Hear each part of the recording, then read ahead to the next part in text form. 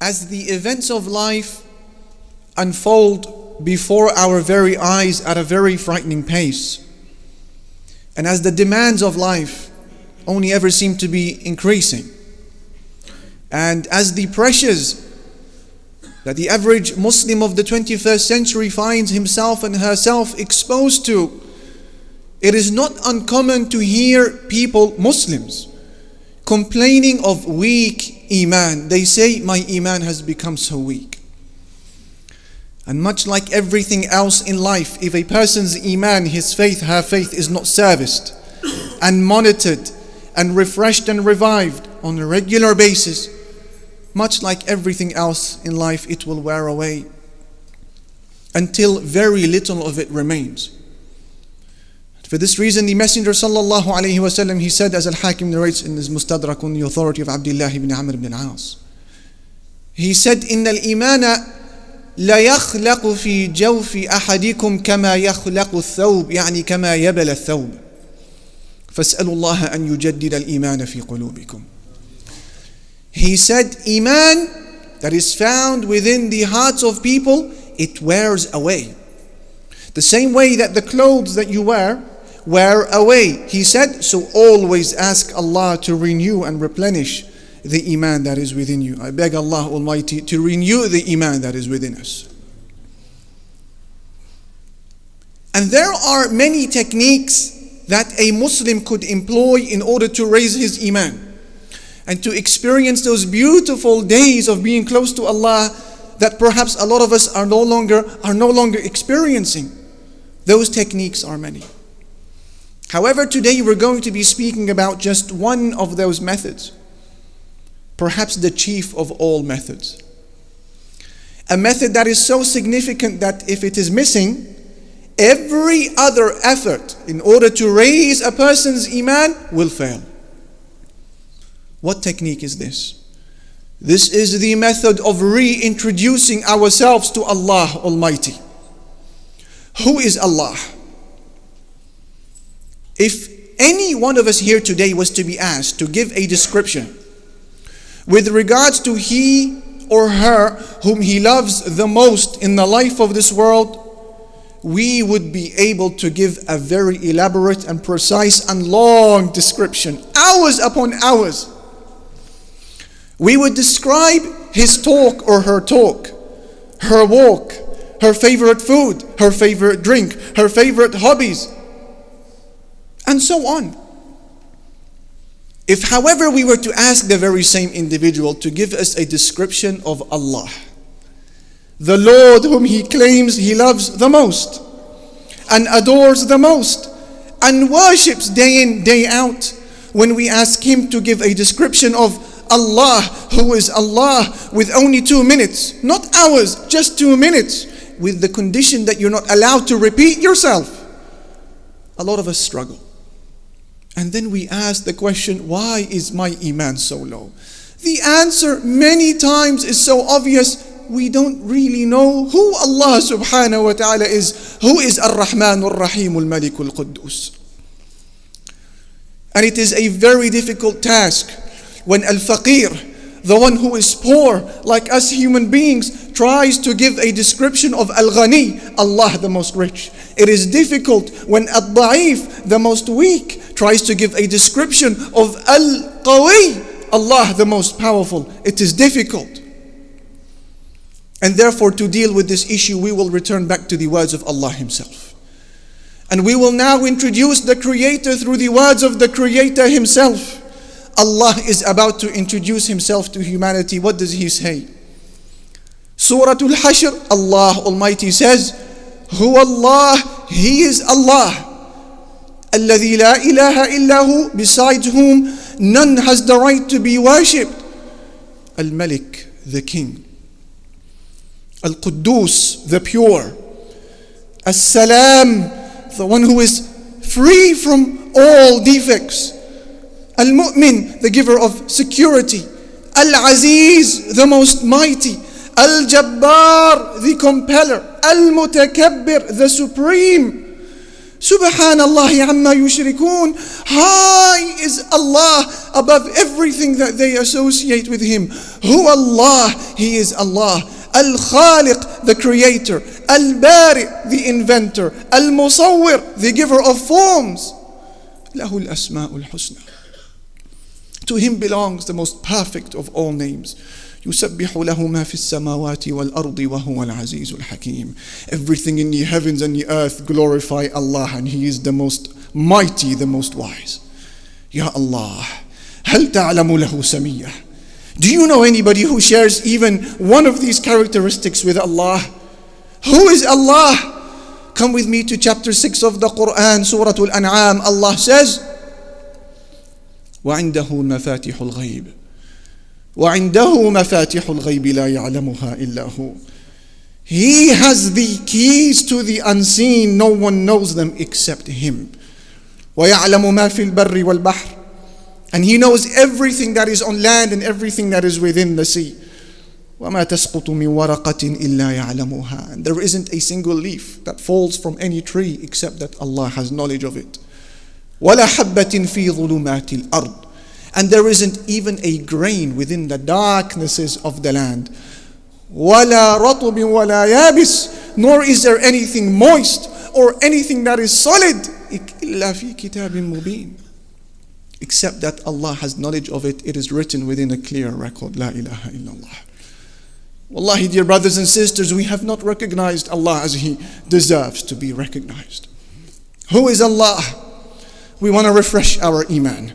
We want to be attached to our Creator. We want to fear nobody but Him. We want to please none other than Him. So who is Allah? Come with me to Surah Al-Hadid, chapter 57 of the Quran, where Allah, He says, introducing Himself to us, لَهُ مُلْكُ السَّمَاوَاتِ وَالْأَرْضِ.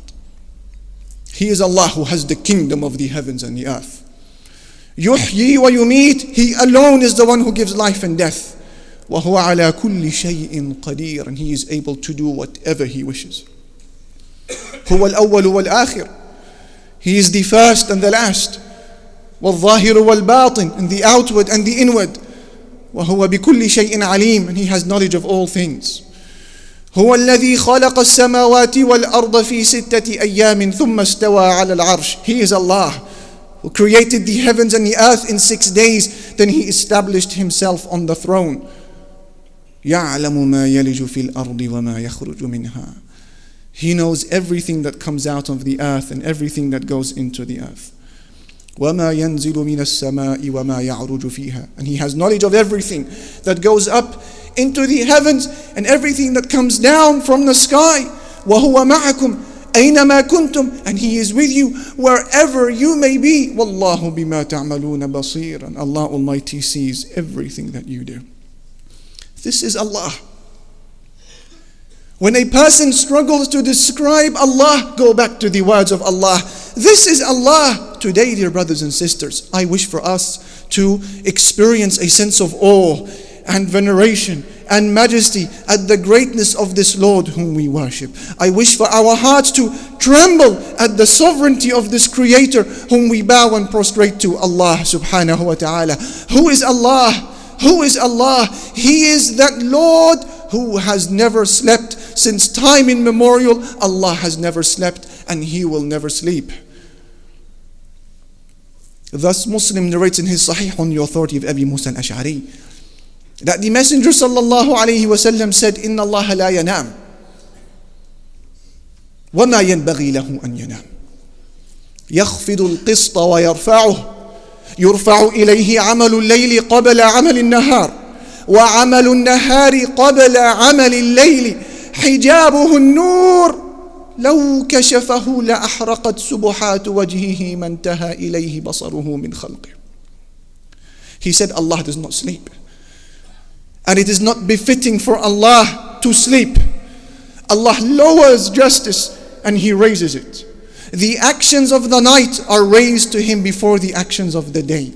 And the actions of the day are raised to Him before the actions of the night. His veil is made out of light. In other narrations, His veil is made out of fire if Allah was to remove that veil. the splendor and glory of His face would destroy and burn everything in creation. This is Allah. You and I, look at how we behave when we are sleepy, when we are deprived of sleep after 24 hours. After 24 hours, we are unable to make correct decisions. And our memory begins to fail. After the passage of around 32 or so hours without sleep, you become very emotional. And your health now is generally at risk. After the passage of 48 hours, as the doctors they say, without sleep, you begin to experience blackouts without you even realizing your body needs to sleep. After the passage of around 72 hours without sleep, your mind is now prepared to offer hallucinations. You now think that you are seeing things, you're not seeing them, and carrying out the simplest of tasks becomes very difficult. You need to sleep. And in extreme scenarios, lack of sleep may even bring a person to his grave. As for Allah, who is the first, He has no beginning, and the last, He will have no end. Despite the passage of these infinite years, Allah has never slept. This is Allah. Imagine the situation where several people are trying to converse with you at the same time. From the left and the right and in front of you, you can't make up what they are saying. You can't make out what they are saying. What about 10 people speaking to you at the same time? Or 100 or 1,000? We can't do it. And that is why we employ secretaries. To do the hard work, we've only got one set of ears and one set of hands. As for Allah, He is called upon by the whole of mankind.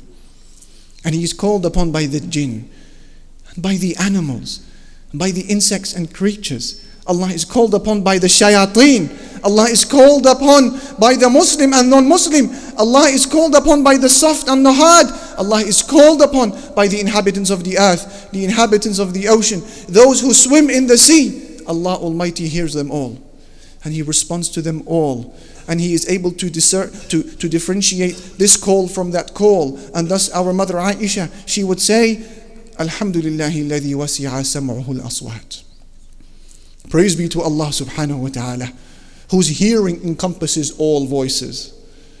Praise be to Allah, whose hearing encompasses all voices. Yas'aluhu man fi samawati wal ard. Allah says, everything in the heavens and the earth begs of me.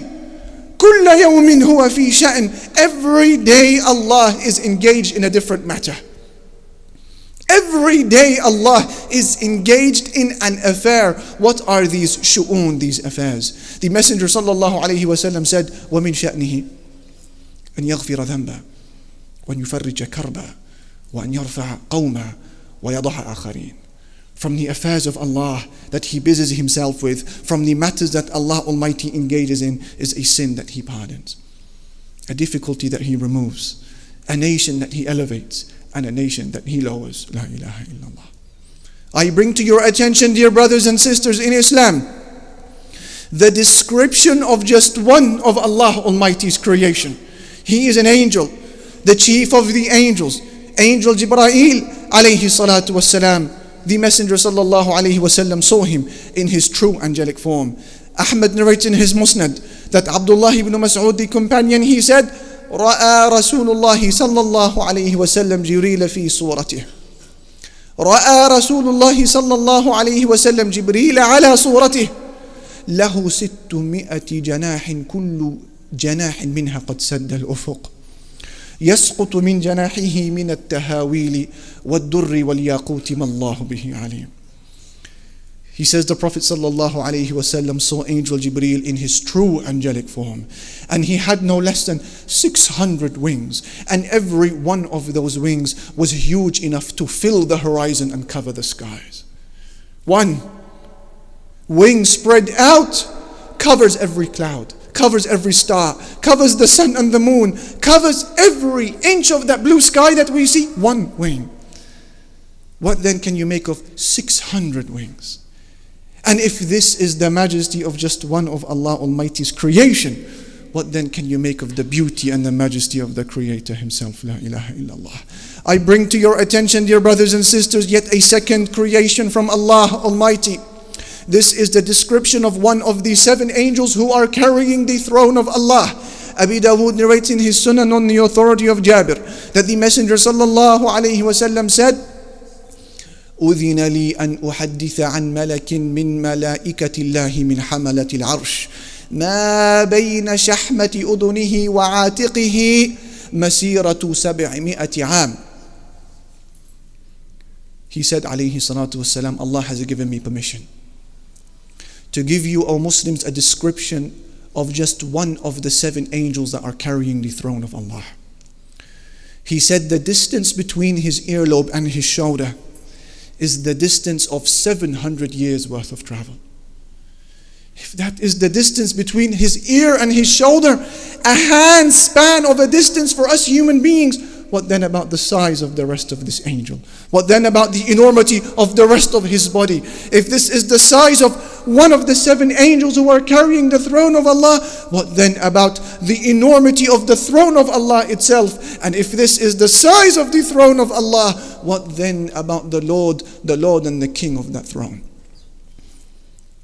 We have truly not worshipped Allah subhanahu wa ta'ala and recognized Him as He deserves to be recognized. This is Allah subhanahu wa ta'ala.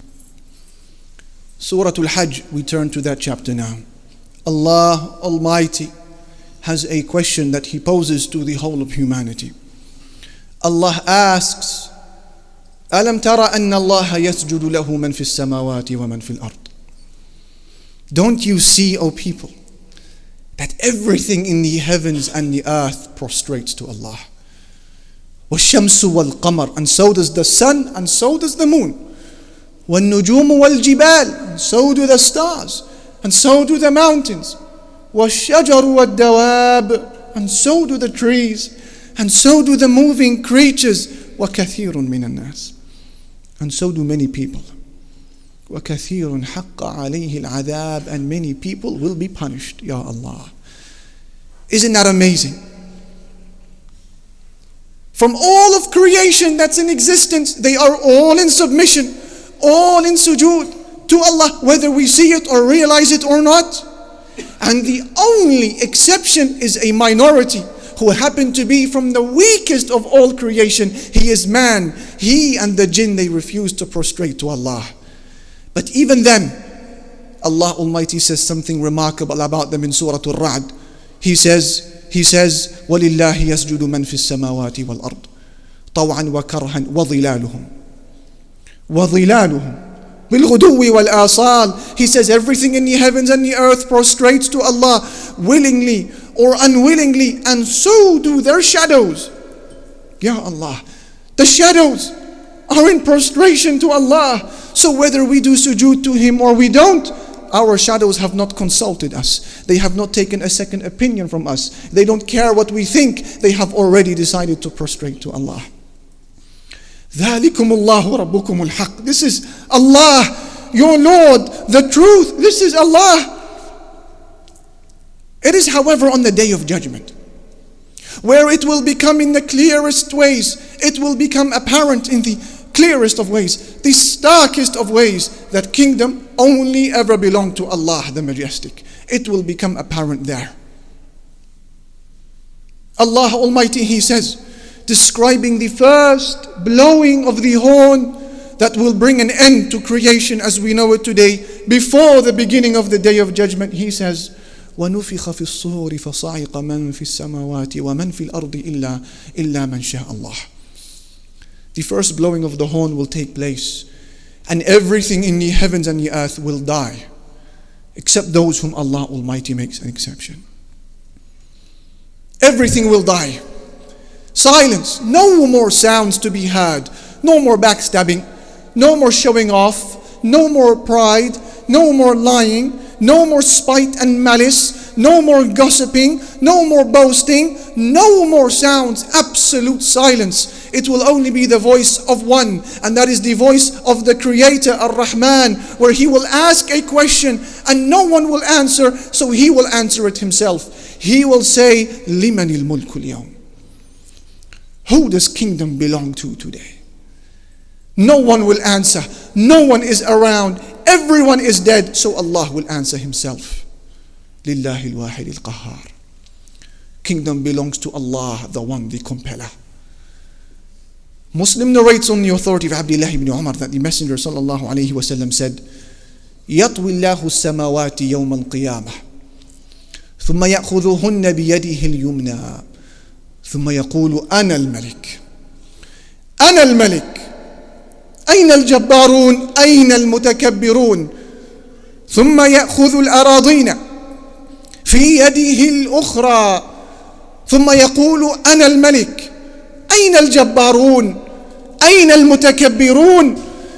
The Messenger ﷺ said on the day of judgment, Allah will wrap up the 7 heavens. Allah will wrap them up like a scroll. And He will place them in His right hand. And He will say, I am the king.